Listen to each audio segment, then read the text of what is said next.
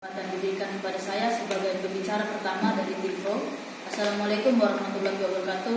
Salam sejahtera bagi kita semua.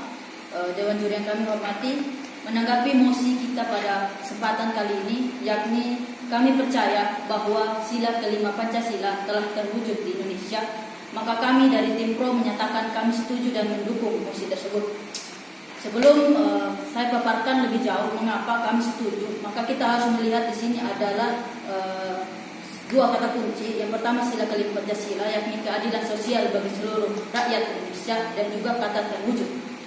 Jadi sila kelima Pancasila adil ini merupakan suatu sila yang bermakna bahwa sudah adanya keseimbangan antara masyarakat yang tinggi dan masyarakat yang menengah ke bawah. Nah, di sini bagaimana kita bisa mengetahui adanya keadilan? Jadi setiap rakyat yang ada ini memperoleh keadaan atau memperoleh layanan fasilitas yang sama. Jadi kita bisa mengetahui itu melalui bagaimana peran negara hadir dalam mendorong atau mewujudkan apa yang menjadi kebutuhan masyarakat.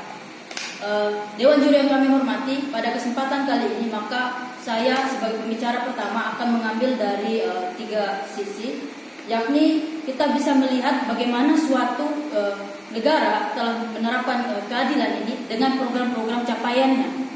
Kita tahu bahwa di negara kita ambil kata sekarang, kita bisa lihat 5 tahun ke belakang gitu. Bagaimana program capaian yang telah dicapai oleh pemerintah saat ini, mulai dari menurunnya angka kemiskinan, juga bagaimana indeks kehidupan, dan bagaimana angka stunting di negara kita ini menurun. Jadi 3,1% menurun dibandingkan tahun-tahun sebelumnya di 2019 ini. Nah, dari hal tersebut dapat kita lihat bahwa bagaimana negara ini telah mampu hadir dan menjawab setiap permasalahan yang ada di masyarakat. Dewan juri yang kami hormati, di sini saya akan mengambil dari bagaimana pendidikan atau layanan-layanan sosial kesejahteraan ada di masyarakat itu telah diwujudkan.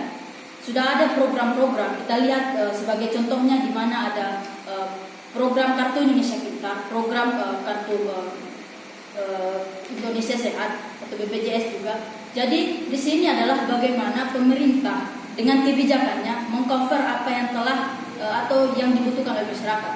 Masyarakat kita pada dasarnya adalah membutuhkan 3 hal pokok: bagaimana makanannya tercapai, bagaimana ke fasilitas untuk mewujudkan atau mempermudah ia memperoleh haknya itu telah ada, dan juga bagaimana pemerintah hadir di saat mereka membutuhkan bantuan-bantuan.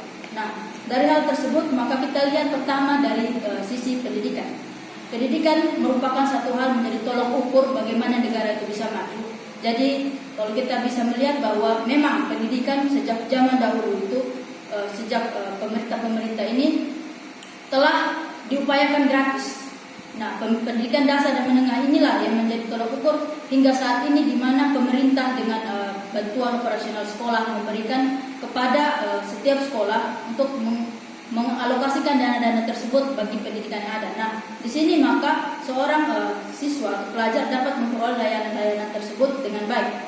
Dan juga dari sisi kesehatan, kita melihat di sini bahwa bagaimana masyarakat yang kaya akan membantu masyarakat yang miskin. Itulah keadilan menurut kami. Jadi di sini dalam program BPJS Kesehatan, maka pemerintah dalam hal ini telah berupaya agar hak antara kedua belah masyarakat ini dapat menjadi satu kesatuan, menjadi kekuatan dan saling membantu satu sama lain. Nah, inilah mengapa dari sisi kesehatan kami melihat beragam program diluncurkan pemerintah itu pada dasarnya ialah agar masyarakat itu memperoleh layanan yang sama. Apalagi misalkan sekarang di tengah coronavirus ini, bagaimana ada bantuan-bantuan yang diberikan pemerintah, bantuan langsung tunai, bantuan untuk mengcover bagaimana kehidupan atau kesehatan kita terwujud. Dan yang terakhir ialah terkait dengan bagaimana program-program sosial seperti PKH dan juga bagaimana rumah layak huni telah diwujudkan pemerintah melalui kebijakannya. Dengan demikian maka kami melihat sudah ada